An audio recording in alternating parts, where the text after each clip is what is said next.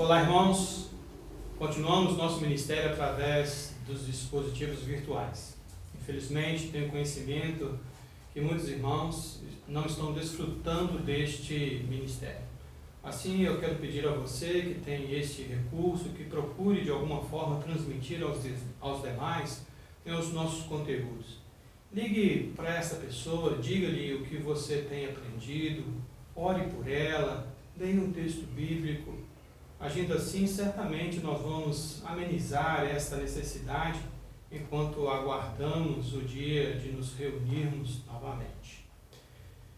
Quero então convidá-los nesse momento para orarem comigo, pedindo a bênção de Deus sobre o nosso estudo.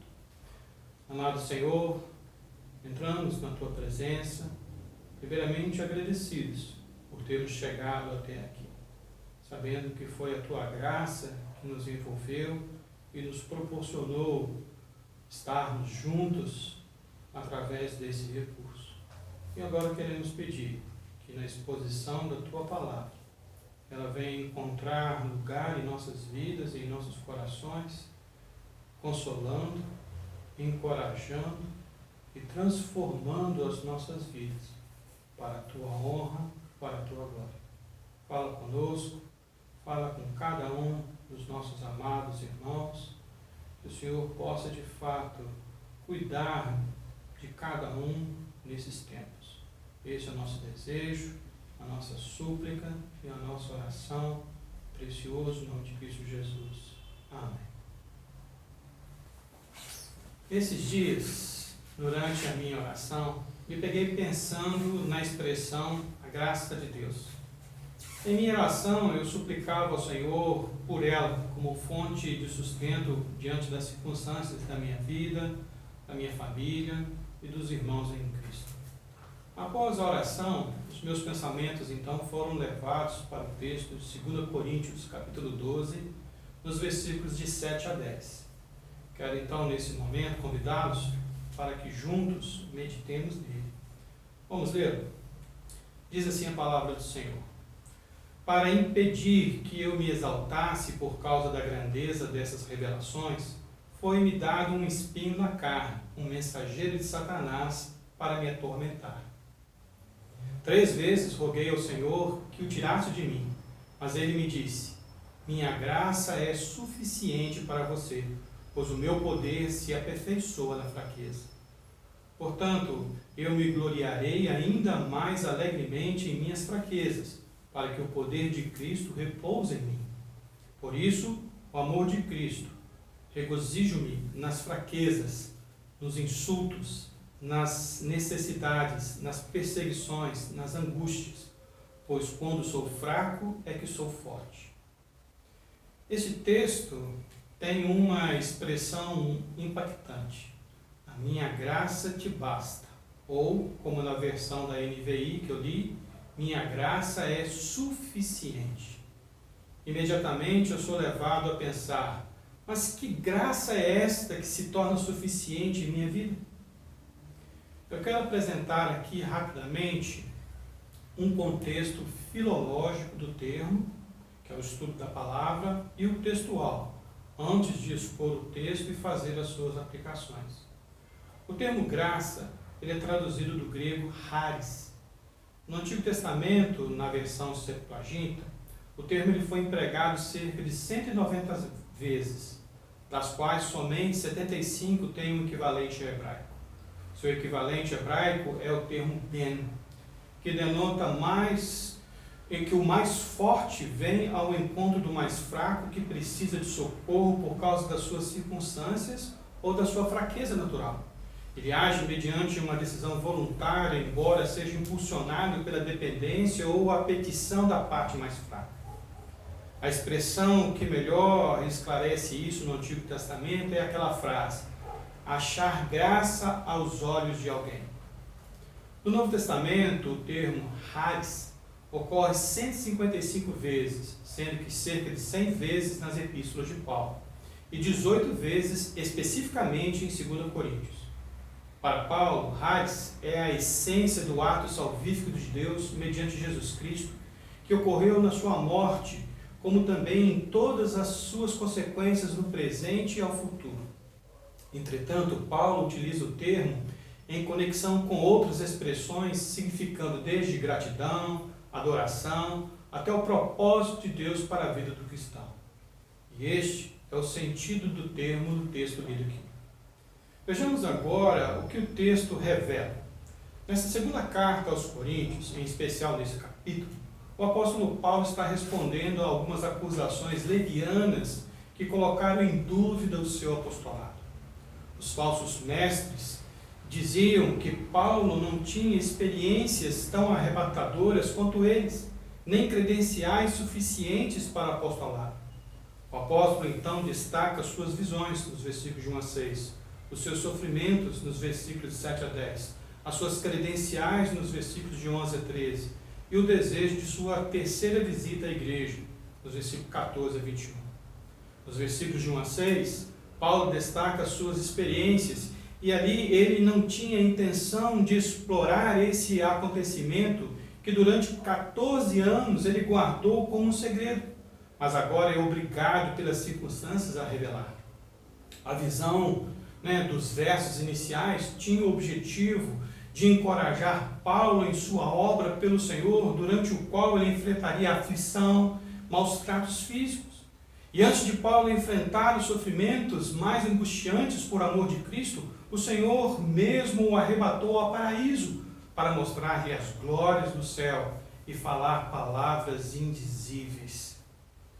Paulo então faz uma transição das visões celestiais para o espinho na carne, passando a seguir defendendo a sua autoridade apostólica. O comentarista Warren Willis diz: que contraste gritante entre as duas experiências do apóstolo. Passou do paraíso à dor, da glória ao sofrimento, provou a bênção de Deus no céu e sentiu os golpes de Satanás na terra. Passou do êxtase à agonia. Compreendido então esses contextos fundamentais, vamos olhar de perto os versículos 7 a 10 e entender essa expressão: a minha graça te basta.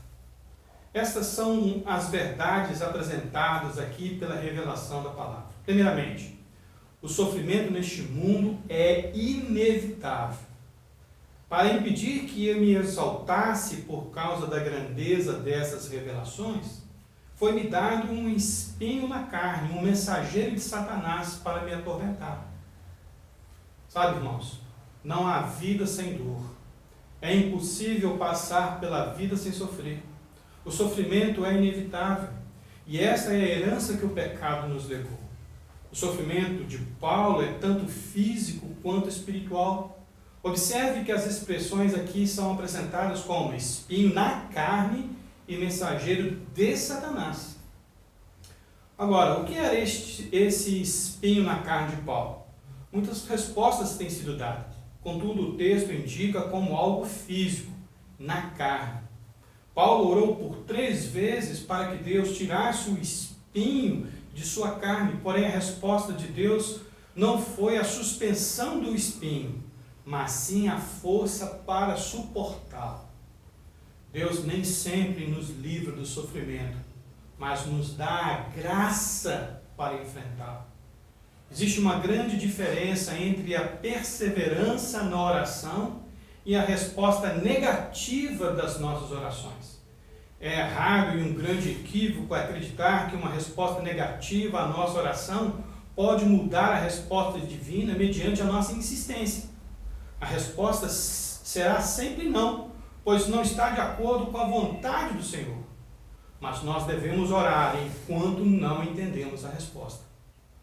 Paulo orou na sua aflição, orou com insistência, e mesmo assim Deus lhe disse não.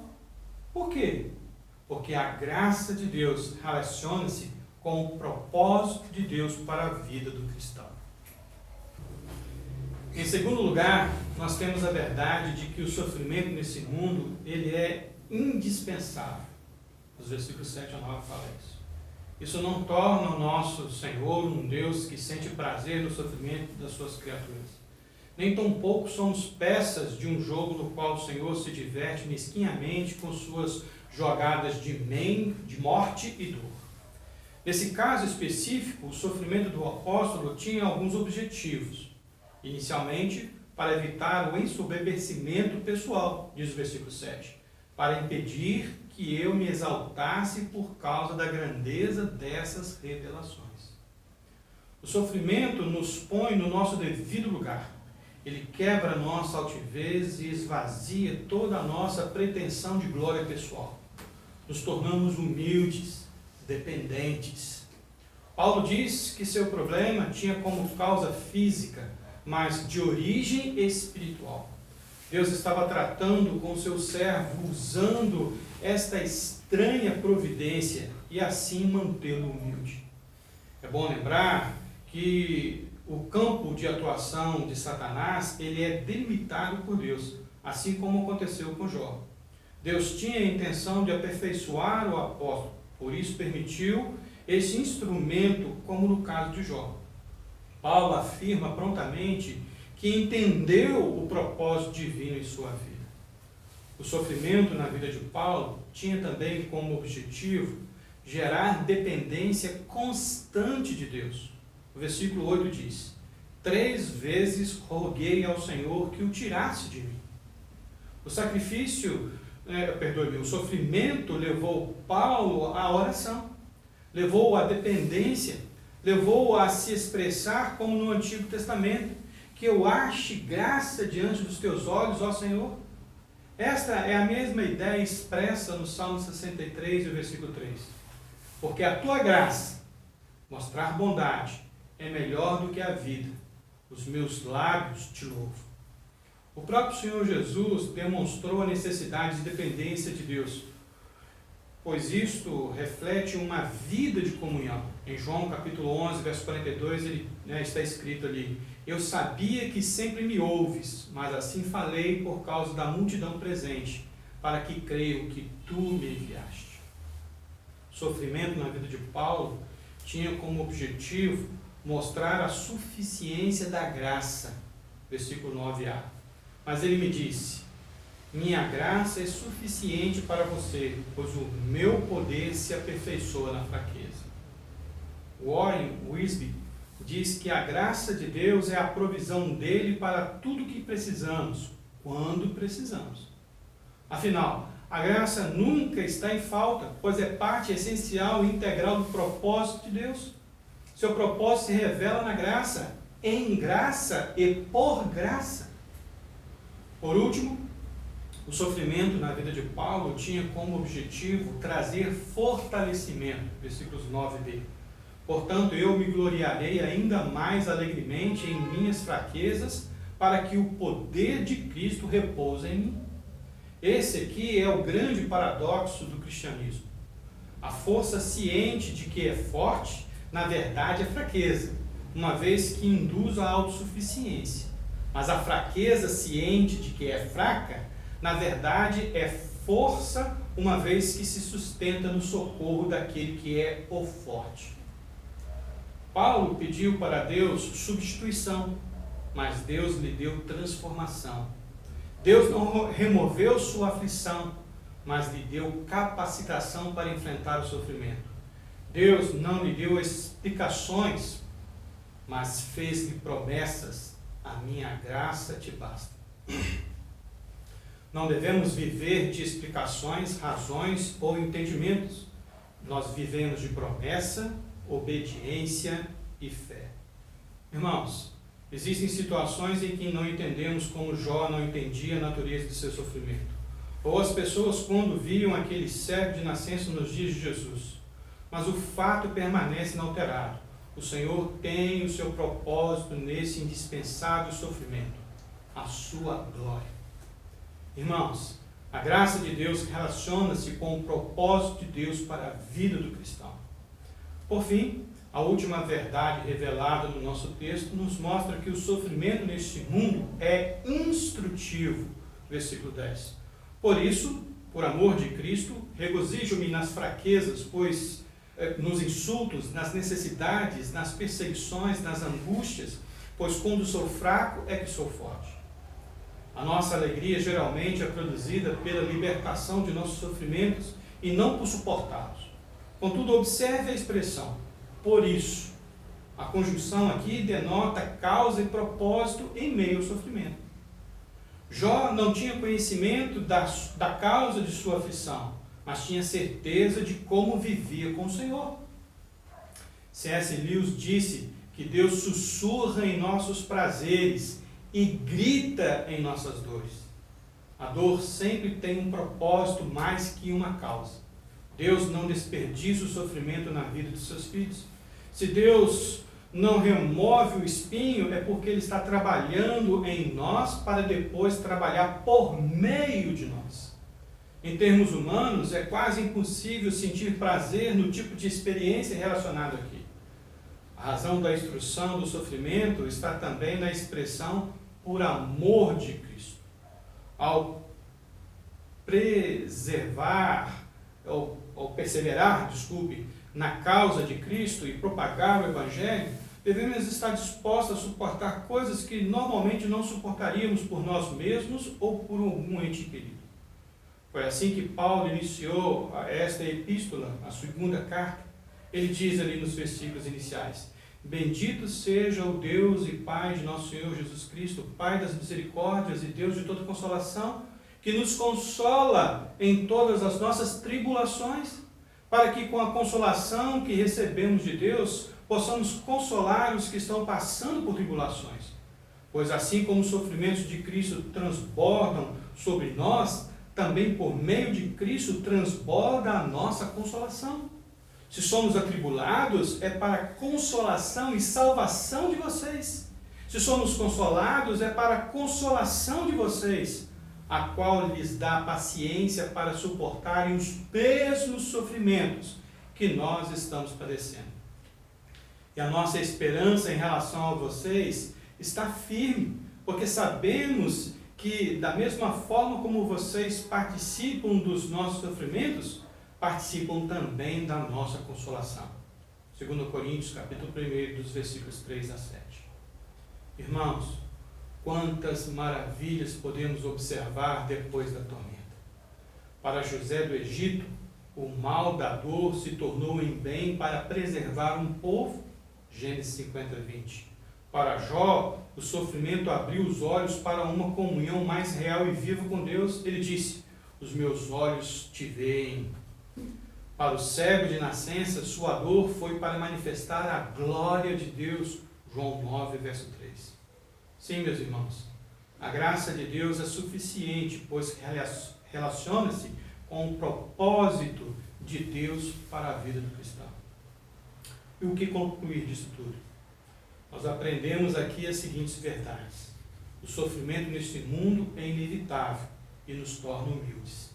O sofrimento nesse mundo é indispensável para a nossa transformação. O sofrimento nesse mundo é instrutivo e revela um propósito. É quando temos consciência de nossa fraqueza e inutilidade diante das circunstâncias da vida que nos tornamos mais dependentes do poder de Deus. E é quando nos entregamos a Ele em total dependência que seu poder se manifesta em nós e somos verdadeiramente fortes. Não podemos, como crianças pirracentas, afrontar a Deus por suas negativas às nossas orações. Não podemos, como adolescentes que buscam independência, requerer de Deus que Deus justifique suas ações para então atendê-lo. Não podemos, como adultos detentores da experiência de vida, negar que precisamos de mais experiências, mesmo que sejam dolorosas. Lembremos com muita certeza de que a graça de Deus é suficiente, pois relaciona-se com o seu propósito para a minha vida. Essas verdades me fizeram recordar de um cântico da época em que iniciava a minha carreira cristã. E eu vou cantá-lo, e gostaria que vocês cantassem comigo agora também.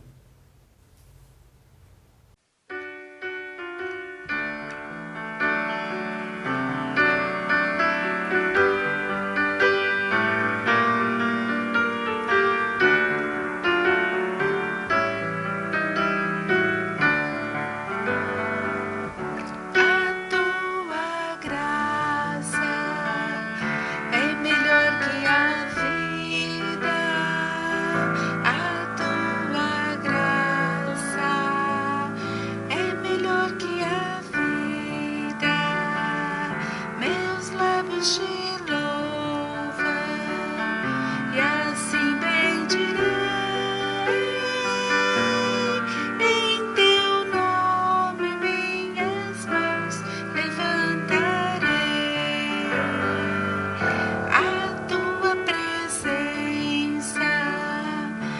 enche o meu coração, a tua presença enche o meu coração, meus lábios te louvam e assim bendirei, em teu nome minhas mãos levantarei.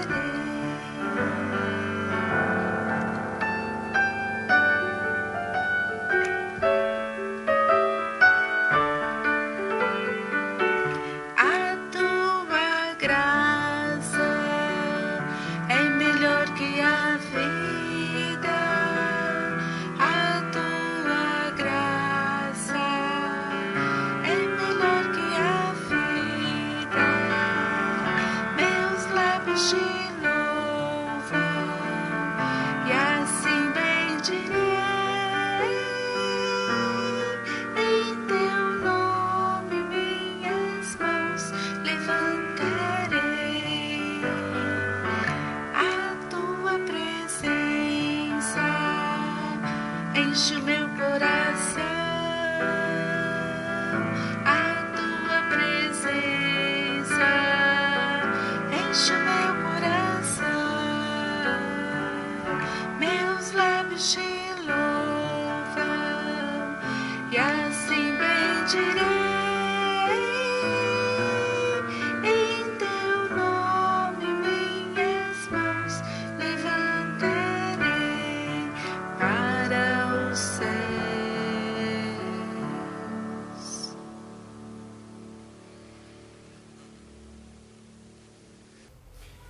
Desculpa, irmãos, por desapontá-los. Na verdade, eu poupei vocês, do meu desafio. Mas eu quero destacar a letra do primeiro verso. A tua graça é melhor que a vida. A tua graça é melhor que a vida. Meus lábios te louvam e assim bendirei.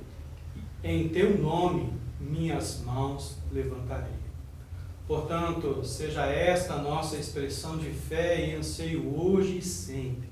A graça que basta. Vamos encerrar com uma oração e a seguir nós teremos os louvores.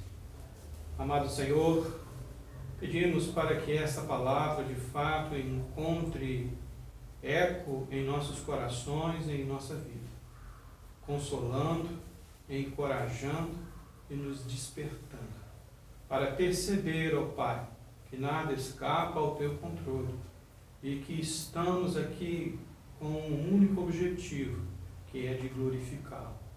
Portanto, clamamos para que esta graça maravilhosa e bendita inunde as nossas vidas dia a dia, por cada um dos irmãos em seus lares, que o Senhor possa conceder-lhes a Tua graça, para que cada pessoa que tenha ouvido esta mensagem receba do Senhor esta graça, e que eu mesmo, na minha vida, na vida de minha família, possamos desfrutá-la, porque entendemos que ela nos basta. Dá-nos, portanto, ó Deus, essa percepção e visão, e que o Teu nome seja glorificado, não só hoje, mas para todo sempre. Amém.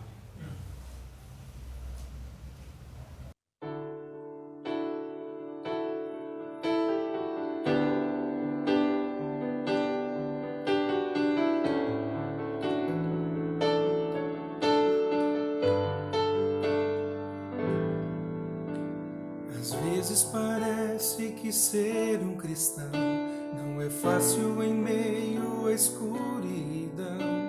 Ainda mais se eu pensar que não é minha luz, mas a união com Deus que o brilho produz.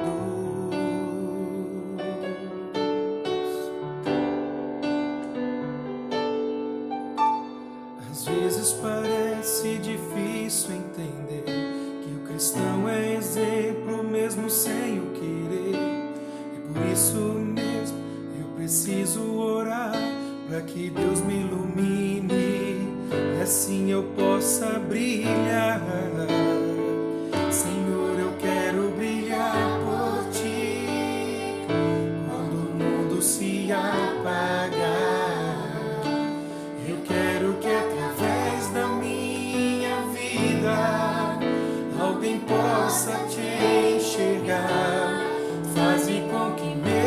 sem palavras eu fale do seu amor.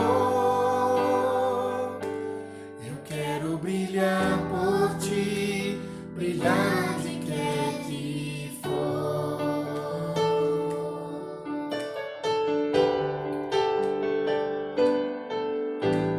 Às vezes eu temo que vou fracassar, pois eu sei que errei, continuo a errar. Mas se a minha luz parece extinguir-se, meu Deus me dá força para prosseguir.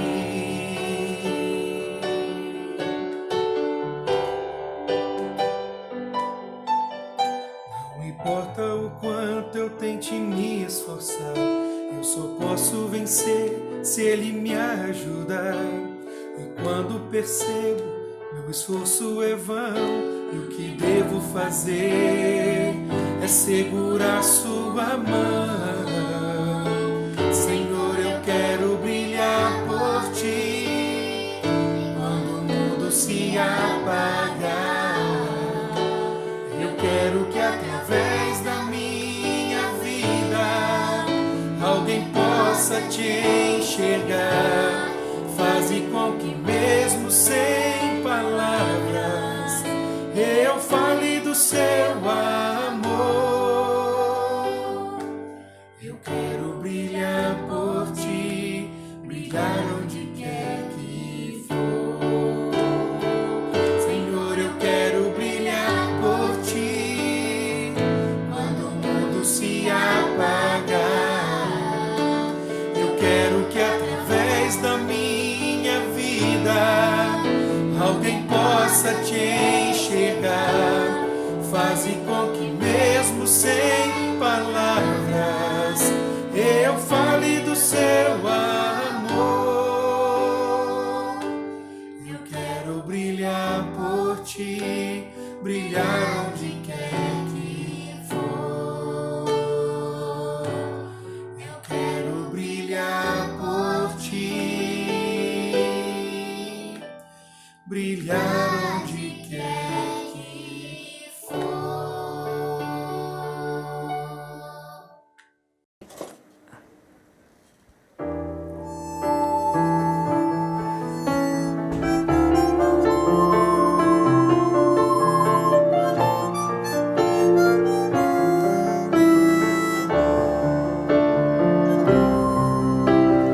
Meu louvor é fruto do meu amor por ti, Jesus, de lábios que confessam o teu nome.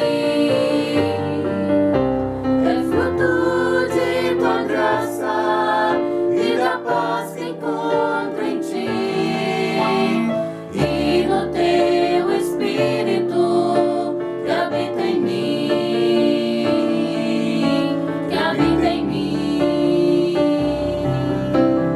Meu louvor é fruto do meu amor por ti, Jesus, de lábios que confessam o teu nome.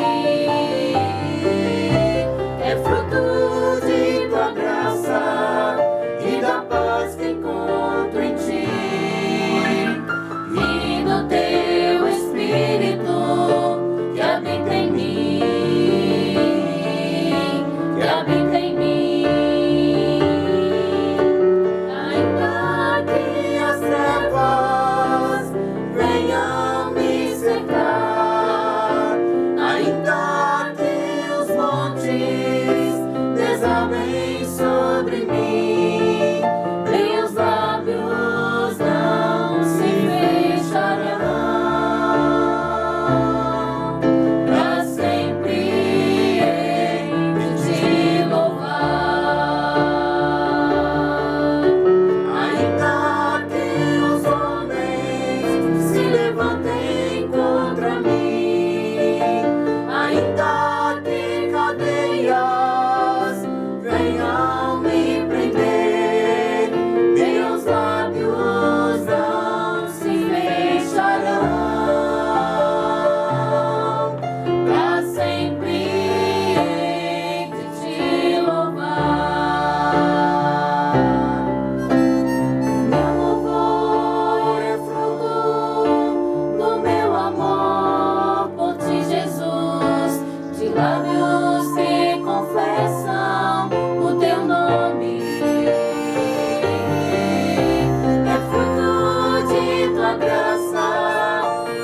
paz que